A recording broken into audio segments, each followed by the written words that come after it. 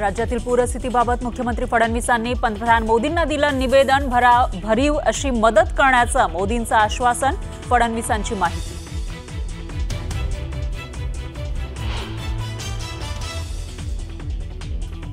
आम्ही आश्वासन दिलंय ते पूर्ण करू. कर्जमाफी संदर्भात समितीचा अभ्यास सुरू असल्यानं योग्य वेळी निर्णय घेणार. मुख्यमंत्र्यांचा शब्द.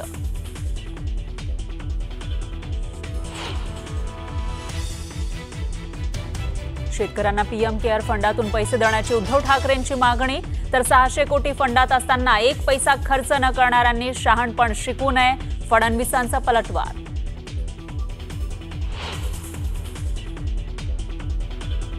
मनसे अध्यक्ष राज ठाकरे उद्या आणि परवा मराठवाडा दौऱ्यावर. मराठवाड्यातील पूरग्रस्त भागाची राज ठाकरे करणार पाहणी. लातूर, धाराशिव, सोलापूर आणि बीडमध्ये पूरग्रस्तांच्या बांधावर जाऊन घेणार आढावा.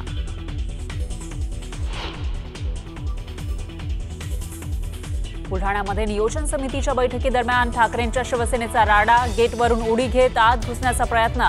ओला दुष्काळ जाहीर करून कर्जमाफी करण्याची मागणी.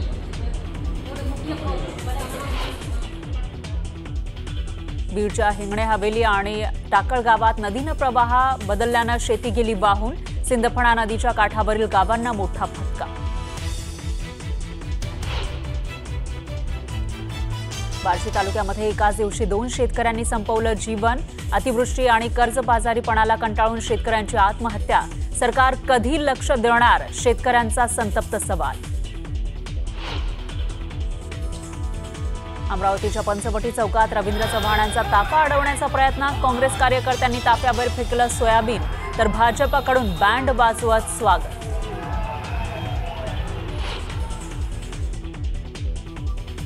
पंतप्रधान मोदी 8 आणि 9 ऑक्टोबरला महाराष्ट्राच्या दौऱ्यावर. फिनटेक फेस्टिव्हलसह मेट्रो आणि नवी मुंबई विमानतळाच्या उद्घाटनाचाही कार्यक्रम.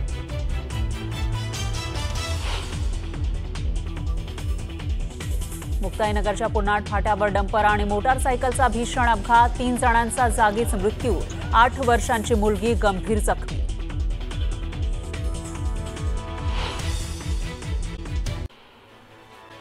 अमरावतीत भाजपचे प्रदेशाध्यक्ष रवींद्र चव्हाण यांच्या ताफ्यावर सोयाबीन फेकत काँग्रेस कार्यकर्त्यांनी चव्हाणांना ताफा अडवण्याचा प्रयत्न केलाय. अमरावतीच्या पंचवटी चौकातून शेतकऱ्यांच्या मागणीसाठी काँग्रेसनं आंदोलन केलं. मात्र त्याच ठिकाणी भाजपच्या वतीनं बँड वाजवत प्रदेशाध्यक्षांचं स्वागत करण्यात आलंय. अमरावतीत काँग्रेस आणि भाजप कार्यकर्ते आमने सामने आले. एकीकडे शेतकऱ्यांच्या समस्यांसाठी काँग्रेस कार्यकर्त्यांनी मोर्चा काढला. याच वेळी भाजपकडून प्रदेशाध्यक्षांच्या स्वागतासाठी जल्लोष करण्यात येत होता. यावेळी दोन्ही पक्ष आमने सामने आले. नवरात्र उत्सवानिमित्त शेवंतीच्या फुलांना मोठ्या प्रमाणात मागणी आहे. जुन्नर तालुक्यातील निमदरी गावांमध्ये सध्या सर्व शेतमळे शेवंतीच्या फुलांनी बहरलेत. सध्या शेवंतीच्या फुलांचे बाजारभाव 100 पार गेले असून त्यातून शेतकऱ्यांना चांगला फायदा होणार आहे. श्रीरामपूर तालुक्यातील शेती महामंडळाच्या माळवाडगाव शिव रस्त्यालगत करारानं जमीन घेतलेल्या संगमनेरच्या उद्योजकानं शिव रस्ता कायमचा बंद केल्याने शेतकऱ्यांची मोठी अडचण होतीये. अनेक कुटुंबांना जाण्या येण्यासाठी रस्ताच राहिलेला नाही. चंद्रपूर जिल्ह्यातील ताडोबा अंधारी व्याघ्र प्रकल्पाचे प्रवेश आणि सफारी शुल्क सामन्यांच्या आवाक्याबाहेर गेलंय. त्यातमध्ये शनिवारी रविवारी कोर झोनसाठी तब्बल 12,600 रुपयांचं शुल्क आकारल्यानं स्थानिकांनी संताप व्यक्त केलाय. तर 1 ऑक्टोबरपासून शुल्क वाढवल्यास आंदोलनाचा इशाराही देण्यात आलाय. पुण्यात अजित पवारांनी भाजपला धक्का दिलाय. पुण्यात अनेक भाजपमधील पदाधिकारी हे अजित पवारांच्या उपस्थितीमध्ये राष्ट्रवादीमध्ये प्रवेश करणार आहेत. आगामी जिल्हा परिषद निवडणुकीच्या पार्श्वभूमीवर अजित पवारांनी मोर्चे बांधणीला सुरुवात केली आहे. सिंधुदुर्गातील कुडाळ माणगाव खोऱ्यामध्ये ठाकरे गटाला धक्का बसलाय. ठाकरेंच्या शिवसेनेचे कट्टर समर्थक असलेले रामचंद्र धुरी यांच्यासह अनेक कार्यकर्त्यांनी आमदार निलेश राणे यांच्या उपस्थितीमध्ये शिवसेनेत प्रवेश केला. महसूल सेवक म्हणतात कोतवाल यांना शासकीय चतुर्थी श्रेणीचा दर्जा मिळावा या मागणीसाठी राज्यभरात आंदोलन सुरू आहे. सिल्लोडमध्ये देखील हे आंदोलन करण्यात आलंय. दरम्यान या आंदोलनानंतर तहसीलदार कार्यालयामध्ये शुकशुकाट पाहायला मिळाला।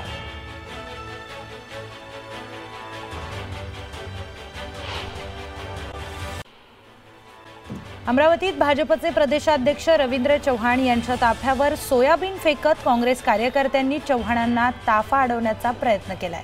अमरावतीच्या पंचवटी चौकातून शेतकऱ्यांच्या मागणीसाठी काँग्रेसने आंदोलन केलं, मात्र त्याच ठिकाणी भाजपच्या वतीनं बँड वाजवत प्रदेशाध्यक्षांचं स्वागत करण्यात आलंय। अमरावतीत काँग्रेस आणि भाजप कार्यकर्ते आमने सामने आले। एकीकडे शेतकऱ्यांच्या समस्यांसाठी काँग्रेस कार्यकर्त्यांनी मोर्चा काढला, याच वेळी भाजपकडून प्रदेशाध्यक्षांच्या स्वागतासाठी जल्लोष करण्यात येत होता। यावेळी दोन्ही पक्ष आमने सामने आले। नवरात्र उत्सवानिमित्त शेवंतीच्या फुलांना मोठ्या प्रमाणात मागणी आहे। जुन्नर तालुक्यातील निमदरी गावांमध्ये सध्या सर्व शेतमळे शेवंतीच्या फुलांनी बहरलेत। सध्या शेवंतीच्या फुलांचे बाजारभाव 100 पार गेले असून त्यातून शेतकऱ्यांना चांगला फायदा होणार आहे। श्रीरामपूर तालुक्यातील शेती महामंडळाच्या माळवाडगाव शिव रस्त्यालगत कराराने जमीन घेतलेल्या संगमनेरच्या उद्योजकांना शिव रस्ता कायमचा बंद केल्याने शेतकऱ्यांची मोठी अडचण होतीये। अनेक कुटुंबांना जाण्या येण्यासाठी रस्ताच राहिलेला नाही। चंद्रपूर जिल्ह्यातील ताडोबा अंधारी व्याघ्र प्रकल्पाचे प्रवेश आणि सफारी शुल्क सामन्यांच्या आवाक्याबाहेर गेलाय।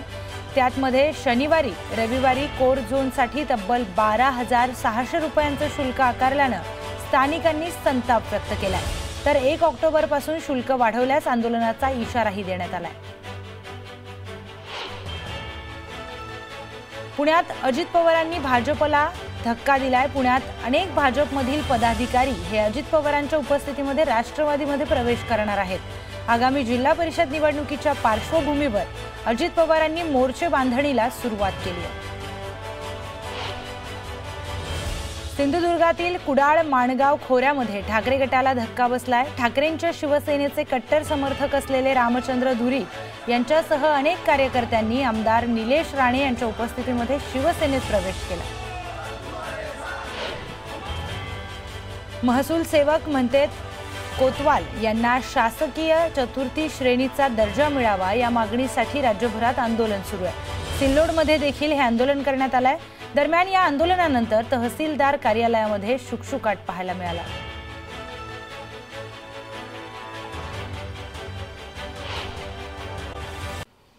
नांदेडमधील गोदावरीची पूरस्थिती 4 दिवसांपासून कायम आहे। पाण्याचा विसर्ग सुरूच असल्याने गोदावरी नदीला पूर आलाय।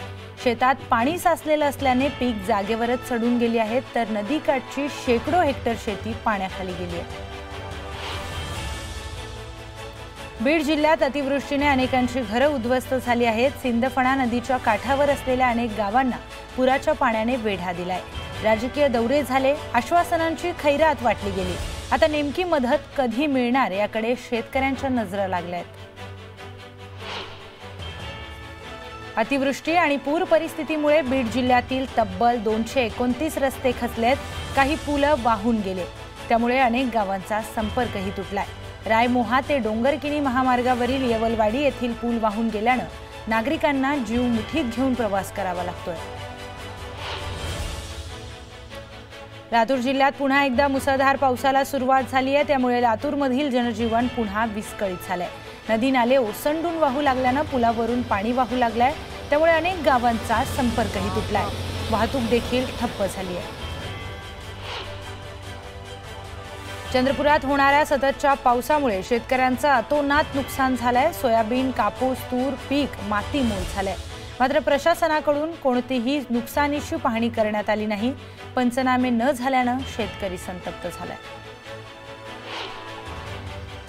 परतीच्या पावसामुळे येवला तालुक्यात देखील हाहाकार माजलाय। सलग 2 दिवस झालेल्या पावसाने शेतकऱ्यांच्या पिकांचं मोठ्या प्रमाणात नुकसान झालंय। सर्वच होत्याचं नव्हतं झाल्याने शेतकरी हतबल झालाय। जामखेड तालुक्यातील खर्डा परिसरावर मुसळधार पावसाने कहर केलाय। चव्हाण वस्ती आणि मोहरी तलाव परिसरामध्ये अतिवृष्टीमुळे शेतजमिनी वाहून गेल्यात। शेतात फक्त दगड आणि गोटे उरलेत, तर खर नदीला आलेल्या पुराने शेतीची मातीच गिळंकृत केली आहे। सरकारकडून अमरावती जिल्ह्यासाठी 1,68,000 शेतकऱ्यांसाठी 108 कोटींची मदत पोहोचली आहे।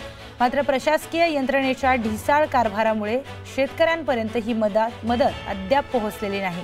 ई-केवायसी केल्याशिवाय शेतकऱ्यांच्या खात्यात मदत जमा होणार नसल्यानं शेतकऱ्यांसमोर मोठा प्रश्न उभा राहिलाय।